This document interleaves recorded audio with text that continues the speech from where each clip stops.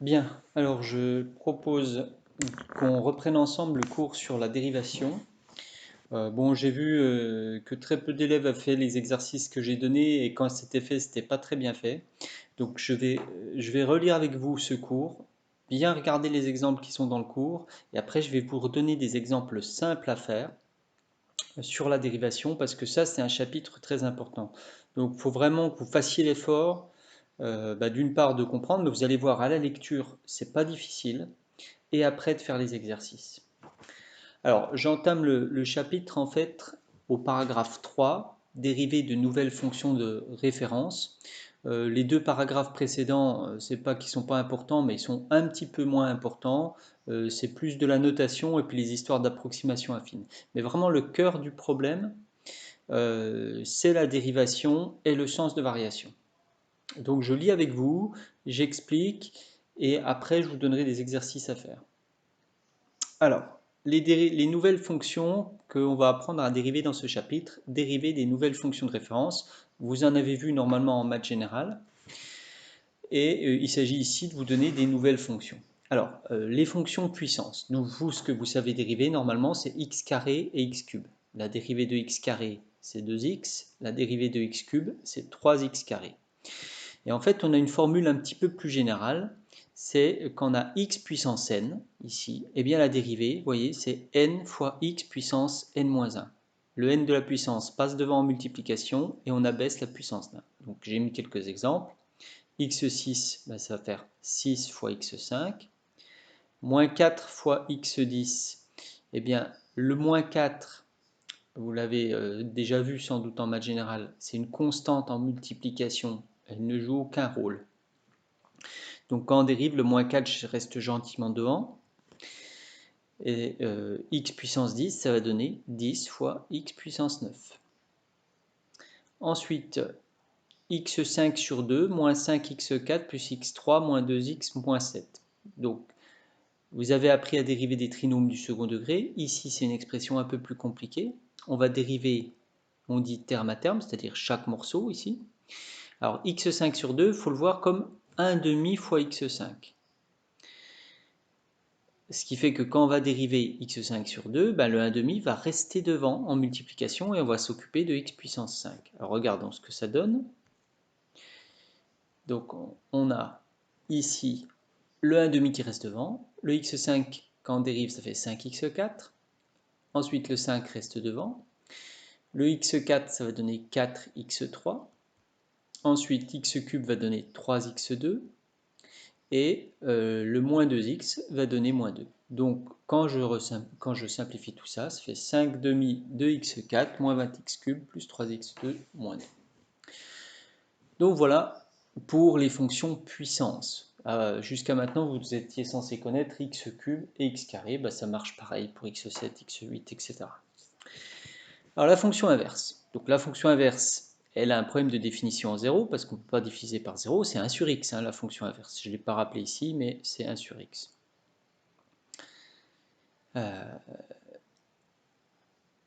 Et sa dérivée, eh bien, c'est moins 1 sur x carré. Voilà. Donc la dérivée de 1 sur x, c'est moins 1 sur x carré. Alors si on regarde sur des exemples, si j'ai f de x qui est x carré plus 1 sur x, eh bien, on dérive, là c'est une somme, on dérive terme à terme, donc x carré va donner 2x, et 1 sur x va donner moins 1 sur x carré. Oui, vous voyez, là il y a une faute, donc je la corrigerai, je vais corriger ça dans le document, mais ça fait bien moins 1 sur x carré, et ça fait 2x moins 1 sur x carré. Ensuite, f de x égale 5 sur x. Donc f de x, c'est 5 fois 1 sur x. Et donc le 5, c'est une constante en multiplication. Quand on dérive, ça fait 5 fois moins 1 sur x carré. Et ça nous fait moins 5 sur x carré. Donc voilà ces fonctions-là. Les fonctions trigo, c'est les fonctions sinus ou cosinus. Alors c'est très simple, la dérivée de sinus x, c'est cos x, et la dérivée de cos x, c'est moins sinus x. Un exemple ici, 3x carré, ça fait 3 fois 2x, 6x. Et 3 cos x, ça va donner 3 fois moins sin x. Donc on obtient 6x moins 3 fois sinus x. Voilà. Alors, dérivée et opération. Ce qui est très important à comprendre, c'est que très souvent, on n'a pas des fonctions toutes simples à dériver. On a des fonctions qui sont faites en fait de plusieurs opérations. Alors, nous, ce qu'on a déjà vu, c'est dans des cas simples, quand on a une somme toute simple, comme par exemple ici, là j'ai une somme de deux fonctions, vous voyez, ben, il suffit de dériver chacune des deux fonctions, ou quand j'ai une multiplication par une constante. Ça, on sait faire, la constante en multiplication, en fait, ne joue aucun rôle. On la laisse devant et on dérive ce qu'il y a après. Mais les fonctions, elles peuvent être construites de façon un petit peu plus compliquée. Alors, ici, je rappelle la dérivée d'une fonction multipliée par une constante, donc je redonne la règle, la dérivée d'une fonction multipliée par une constante ne pose pas de problème, il suffit de laisser la constante en multiplication et de dériver la fonction. Exemple, f de x égale 4x7, on voit f comme le 4 comme une constante en multiplication, et quand on dérive, le 4 reste gentiment devant, et le x7 se transforme, donc se dérive en 7x6. Donc la dérivée, ça nous fait 4 fois 7x6. On obtient 28x6. Donc les formules qu'on donne en général, c'est que la dérivée de k fois u, c'est k fois u'. Vous voyez, la constante, elle reste, et, pardon, la constante, elle reste, j'étais où dérivée d'un produit, voilà. La constante ici reste devant, et on dérive la fonction u. U, c'est comme une fonction comme f, si vous voulez. Alors, la dérivée d'une somme de fonctions, c'est pareil, ça ne pose pas de problème, on l'a déjà vu au cours des exemples précédents. Et je remets d'ailleurs le même exemple. Si vous avez 3x carré plus 3 cos x, pour faire la dérivée de cette somme, c'est bien une somme de fonctions, il suffit de dériver 3x carré et d'ajouter la dérivée de 3 cos x. La dérivée de 3x carré, c'est 3 fois 2x, celle de 3 cos x, c'est 3 fois moins sinus x, et donc on fait la somme, on obtient la dérivée. Donc la formule qu'on donne, c'est que la dérivée de u plus v, c'est bien u' plus v'. Il suffit de dériver chacune des deux fonctions. Alors, il y a des cas un petit peu plus compliqués, c'est quand on a une fonction qui est constituée d'un produit de fonctions. C'est là que ça devient un petit peu plus difficile et il faut faire très attention. Et d'ailleurs, c'est pour ça que c'est important de bien repérer, avant de dériver, à quel type de fonction on a affaire. Est-ce que je dérive une somme? Est-ce que je dérive un produit par une constante? Est-ce que je dérive un produit de fonctions qui ne sont pas constantes? Donc ici, vous avez par exemple x carré fois, il n'y a rien, donc c'est fois cos x.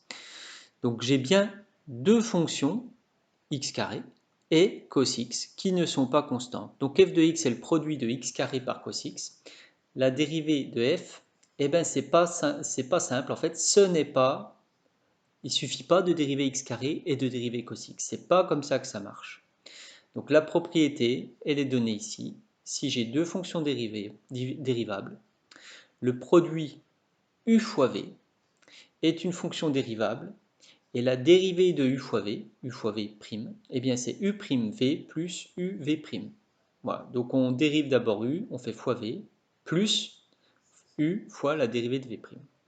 Donc il faut appliquer ça bien soigneusement, mais ce n'est pas difficile si vous le faites de façon rigoureuse.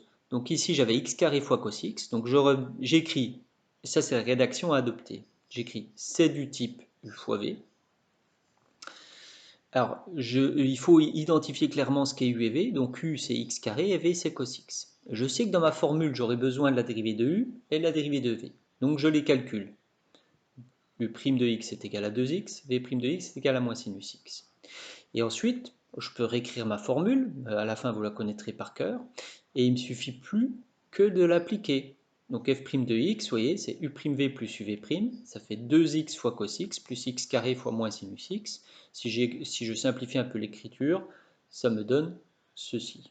2x cos x moins x carré sinus x.